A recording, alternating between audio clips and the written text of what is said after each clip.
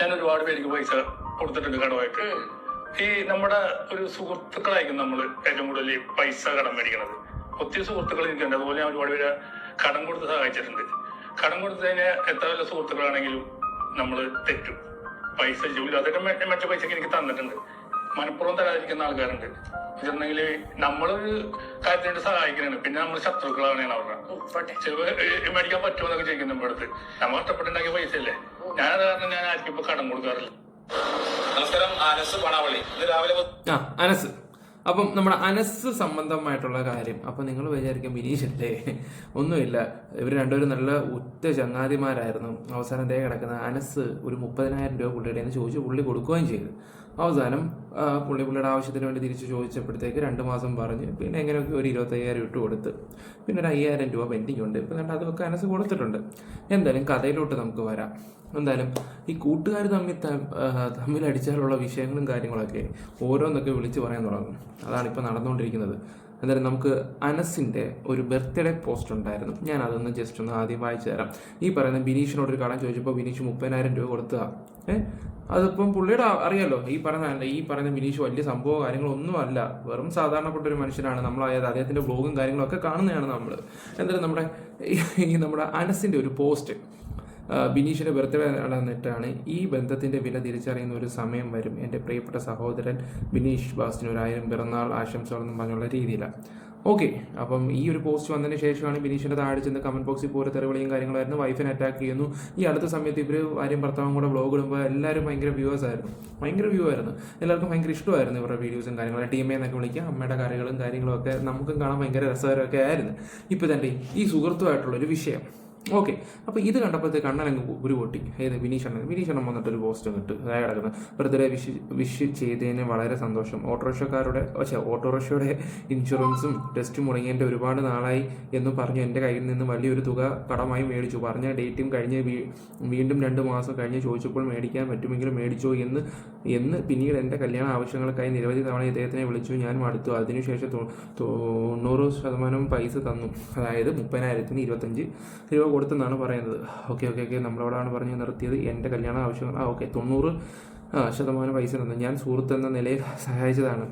ഞാൻ പലിശയ്ക്ക് കൊടുത്ത പൈസയല്ല. ലോട്ടറി അടിച്ചാൽ പോലും കടം മേടിച്ച പൈസ തിരിച്ചു തരാത്ത ആൾക്കാരാണ് നമ്മുടെ ഇടയിലുള്ളത്. നീ എൻ്റെ കാശ് തരുന്നുണ്ട്. ഞാൻ അധ്വാനിച്ച് തന്നെയാണ് കാശ് ഉണ്ടാക്കുന്നത്. നുണ പറഞ്ഞ് കാശ് മേടിച്ചിട്ടാണ് ഈ സൗഹൃദം സ്റ്റോപ്പ് ചെയ്യാൻ കാരണം. ആദ്യം ബാക്കി തരാനുള്ള പൈസ തന്നിട്ട് പഴയ സൗഹൃദം പുതുക്കുക എന്നുള്ള രീതി പുള്ളിക്കാരൻ ഈ പോസ്റ്റും കാര്യങ്ങളൊക്കെ ഇട്ടിട്ടുണ്ട്. ഓക്കെ, അപ്പോൾ ഇതിന് മറുപടിയായിട്ട് ഇപ്പം വീണ്ടും അയാൾ പോസ്റ്റ് പൈസ കൊടുത്ത് തീർത്തെന്നൊക്കെ പറഞ്ഞിട്ടുള്ള രീതിയില്ല. നിങ്ങളൊന്ന് ആലോചിച്ച് നോക്കുക. നിങ്ങളൊരു കാര്യം ആലോചിക്കുക. നിങ്ങൾക്കൊരു ആവശ്യം വന്ന സമയത്ത് അദ്ദേഹം പൈസ തന്നെയാണ്. അത് നിങ്ങൾ ആദ്യം ഓർക്കണം. സ്വന്തം നേട്ടത്തിന് വേണ്ടി ഇമ്മാതിരി വർത്തമാനങ്ങളൊന്നും സോഷ്യൽ മീഡിയ വന്ന് പറയരുത്. മക്കളെ, നമ്മൾ ഇന്നൊന്നിലല്ല ഈ സോഷ്യൽ മീഡിയ കാണാനൊക്കെ തുടങ്ങുകയൊക്കെ ചെയ്തത്. ഇപ്പം താ കാണിക്കുന്ന ഒരു സെറ്റപ്പ് പരിപാടിയാണെന്ന് ഞാൻ പറയത്തുള്ളൂ. അനസെ ഉള്ള കാര്യം പറയല്ലോ. എന്തായാലും അനസിൻ്റെ വീഡിയോ നിങ്ങളൊന്ന് കണ്ടു നോക്ക്. അപ്പം നിങ്ങൾക്ക് മനസ്സിലാവും അനസിൻ്റെ രീതി എന്താണ്, സ്വഭാവം എന്താണെന്നുള്ള രീതി നമുക്ക് മനസ്സിലാക്കാൻ പറ്റും.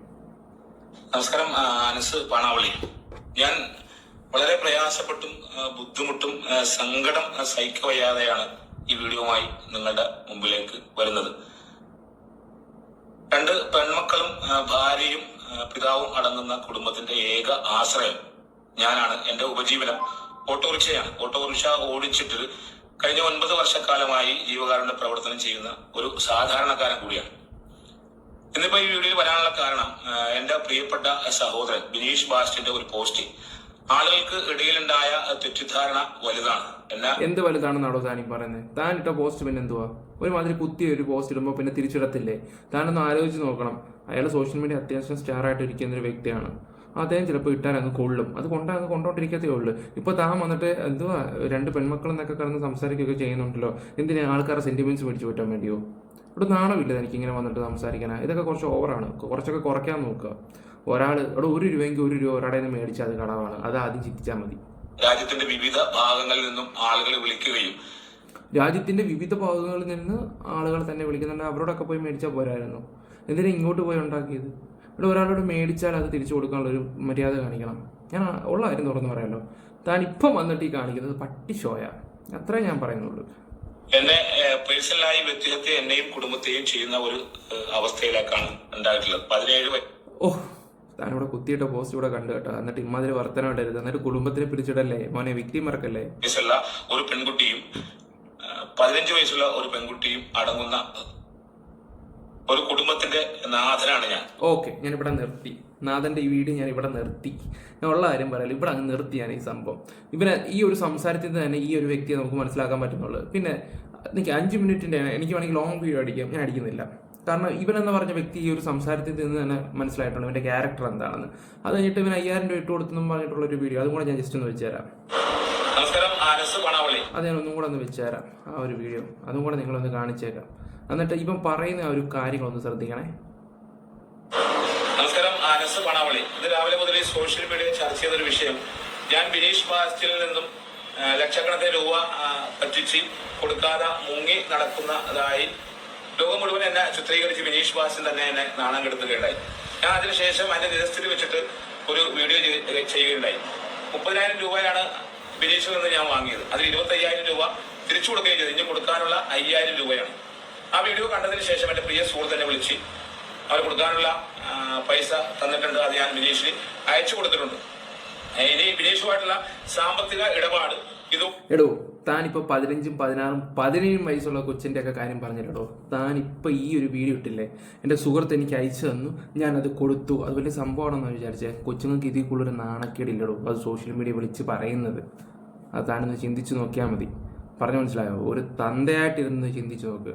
ആ പിള്ളേർക്ക് ഇതിൽ കൂടുതലൊരു നാണക്കേടില്ല. അല്ലെങ്കിൽ താൻ അധ്വാനിച്ചുകൊണ്ട് കൊടുക്കടോ. ചുമ്മാട്ട് വന്നിട്ട് വല്ല ഡയലോഗ് അടിക്കുന്നു. ഈ പറയുന്ന ബിനീഷിന് അത്യാവശ്യം ഫേമസും കാര്യങ്ങളൊക്കെ ഉള്ളത് നമുക്കറിയാം. അത് കഴിഞ്ഞിട്ട് അണ്ണം വേറെ കുറച്ച് കാര്യങ്ങളും കൂടെ പറയുന്നുണ്ട് ബിനീഷിനെ കുറിച്ച്, അതും കൂടെ കേൾക്കുക നിങ്ങൾ, മനസ്സിലാവും. തീരുകയാണ്. ബിനീഷിനോട് എനിക്കൊരു കാര്യം പറയാനുള്ളത്, അനിൽ രാധാകൃഷ്ണ മേനോൻ എന്ന സാധാരണ പാവപ്പെട്ട ഒരു മനുഷ്യന്റെ ജീവിതം തകർത്തതുപോലെ നീ എന്റെ ജീവിതം തകർക്കാൻ നോക്കണ്ട. അതിന് നീ ആയിട്ടില്ല. മറിച്ച് കഴിഞ്ഞ 6-7 വർഷക്കാലം നിന്റെ കൂടെ നടന്ന് നിന്റെ സകല ഉഡായിപ്പും എനിക്ക് വളരെ കൃത്യമായി അറിയാവുന്ന ഒരാളാണ്. അത് നീ എന്നെ കൊണ്ട് പറയിപ്പിക്കണ്ട. ഇനി പൈസ തിരിച്ചു തന്നിട്ട് നീയുമായിട്ടൊരു സൗഹൃദം ഉണ്ടാക്കേണ്ട ആവശ്യമില്ല. ആ അധ്യായം നമ്മൾ അടച്ചതാണ്. അതിന് കാരണങ്ങളുണ്ട്. കാരണം നീ വളരെ കൃത്യമായി ചെയ്തു വെച്ച കാര്യങ്ങൾ എനിക്ക് അറിയാവുന്നത് കൊണ്ടാണ്. അപ്പൊ സോഷ്യൽ മീഡിയ കാണുന്ന എല്ലാം ശ്രമിക്കുന്ന മുഴുവൻ ആളുകളോടും അവന് കൊടുക്കാനുള്ള 5,000 രൂപ അത് ഞാൻ കൊടുത്തിട്ടുണ്ട്. നന്ദി, നമസ്കാരം. നിങ്ങൾ വളരെ നന്ദി.